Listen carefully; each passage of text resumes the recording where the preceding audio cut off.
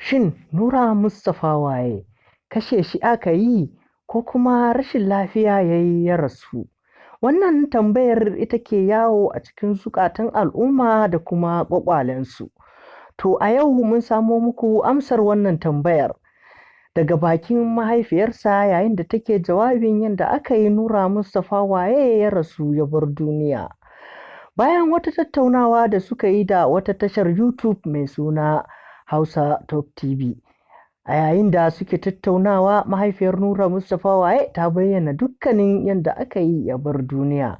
Jama'a assalamu alaikum wa rahmatullahi ta'ala wa barakatuhu.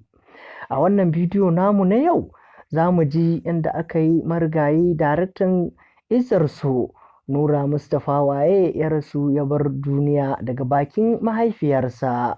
So ba da lokaci ba, idan wannan ne farkon zuwanka wannan channel din namu, ka daure ka danna mana subscribe, sannan ka danna ƙararrawar sanarwa, sai ka zaɓi all, ta yadda da zarar mun ɗora sabon aiki za a sanar da kai. So mu je mu ji ko kuma in ce mu ji yadda aka yi Nura Mustapha waye ya bar duniya daga bakin mahaifiyarsa. Sai alkhairi ya taso kuma ya shiga wannan harka, ake ta jin daɗi, wasu tana ta jin daɗi, ina ta faranta mata ta Allah ya kasu kuma haka yi aure. Allah ya bashi zuri'an nan 'ya'ya 15 da 'yan tagwaye. ƙaninsa ma ya zo ya aure, shi ma ya haifi 'yan tagwaye 'ya'ya 7, ya faɗi ya mutu. Ya rungumi 'ya'yan nan yake tare da su. Uwar 'ya'yan yanzu ta faɗi, ita ma ta mutu. An zo za a ɗebe su, ice a'a, ice a ban masa zai riƙe su, yake tare da su. A yau ma da safen nan na gaya maka sai da ya ɗebi wasu ya je ya kai su makaranta.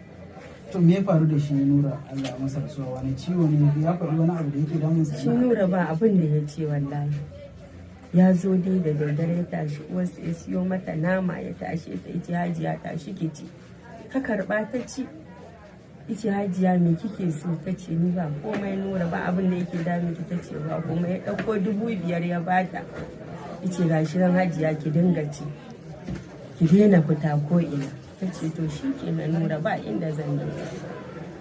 Ya zo ya zauna da daddare, aka kwanta aka tashi, ya tashi ba abin da ya same shi. Ya je masallaci ya sallah, ya ɗauki da la'ilinsa ya karanta ya taho, izo sake don isa a gabanta, ice Hajiya ki yafe mini. Ta ce to ni Nura me ne maka? Da safen nan? Da safen nan.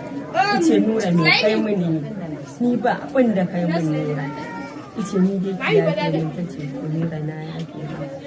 Ya koma ɗakinsa, rungume da la'ilinsa ya kwanta. Ina kwanci. Hajiya ta zo ta fita za ta ji gidan makociyar da ta kai mata wani. Sai yara suka bi ta, mata ta shigo ɗaki ta ce Nura gyara kwanciyarka. Ta ji shiru. Nura gyara kwanciyarka. Ta ji shiru. Ta taɓa shi, ta ji haka ya faɗi. Iya ta fito a guje tana ta Hajiya zo ki ga Nura, zo ki ga Nura Hajiya, zo ki ga Nura ko mutuwa ya sai sanda ta ka ta zo. Ta zo Hajiya ta taɓa Nura, aka ce za a kai shi asibiti, sannan ma ya riga ya mutu. Nura ya rasu yana da kamar shekara na?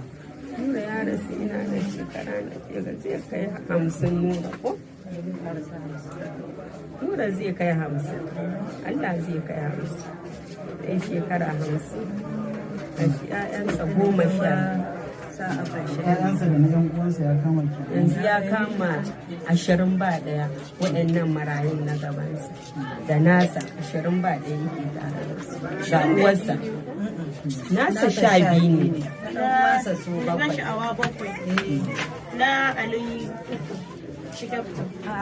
Al'ai shi kin gani yana da ransa. Marayu. Na magaji 7, nasa 12. Nura Mustapha waye matashi ne wanda tun halin kuruciyarsa yake da burin yaɗa kyawawan halayen musulunci da kuma ƙaunar manzon Allah sallallahu alaihi wasallam. Ya cimma burinsa na cusa waɗannan kyawawan halaye a zukatan mafi yawan 'yan kallo.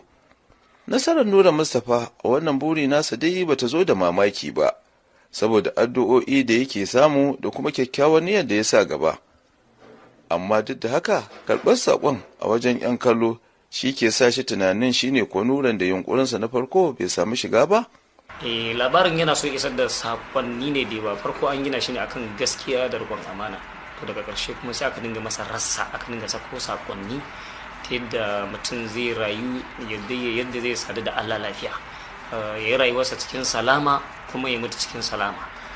Za ga tunda a sakonnin za ga akwai yadda ake koyawa da tarbiyya a cikin shirin, kuma da yadda mutum zai tsaya akan tauhidi, da kuma yadda zai tsaya akan soyayyar ma'aikin Allah sallallahu alaihi wasallam, wadda mu da ita muka gada tun a gidajen mu, da kuma sauran abubuwa na ilmai waɗanda ba a san su ba, kama daga alwala, sallah da kuma tsarki da kuma zamantakewa na rayuwa. Isar da saƙo musamman wanda ya shafi addini da kamar wuya, saboda shi jigon fim an fi assasa shi ne kan nishaɗi kaɗai. To amma tunda an ce shi mai shawara aikinsa baya ɓaci, wani malami ne ya ƙarfafi gwiwar Nura ga wannan aiki nasa na alheri da ya sa gaba. Shi ai fim kamar kwalaba yake, idan kaga dama za ka iya zuba masa rubutu, idan kaga dama za ka iya zuba masa giya, in kaga dama za ka iya zuba masa zuma. To idan ka ɗauko yanzu fit ɗin Izza So, to kaga da rubutu da zuma aka zuba masa. Miliyoyin mutane suna kallon wannan shiri kuma suna tura saƙonni waɗanda su ne ma'aunin karɓar da 'yan kallon ke masa. Wallahi tallahi akwai wasu a lokacin tun farko ma kafin shirin ya nisa, irin kawai dan dai ba zan iya zuba ruwa a kasan sha bane, akwai wanda ya taba sun turo da sakonni cewa da suna yin wani abu mara kyau amma ta dalilin kallon shirin Izza So sun daina. Akwai wanda ya ce shi ma'aikacin gwamnati ne amma ta dalilin shirin fitin Izza So ya daina satar kuɗi. Wasu 'yan kallo sun bayyana ra'ayoyinsu wanda sun zo ɗaya da ra'ayoyin da Nura Mustapha ke samun sakonninsu a koyaushe. Ina gani sosai don baya wuce ni gaskiya, duk sati ina kalla. Akwai darasi da zaki ce kin kwaikwaya? Gaskiya sosai ma, kamar na ɗauki darasi a Izza So sosai. Kamar wanne da wanne kenan? Kamar irin gaskiya, riƙon amana, tausayi da kuma son manzon Allah sallallahu alaihi wasallam.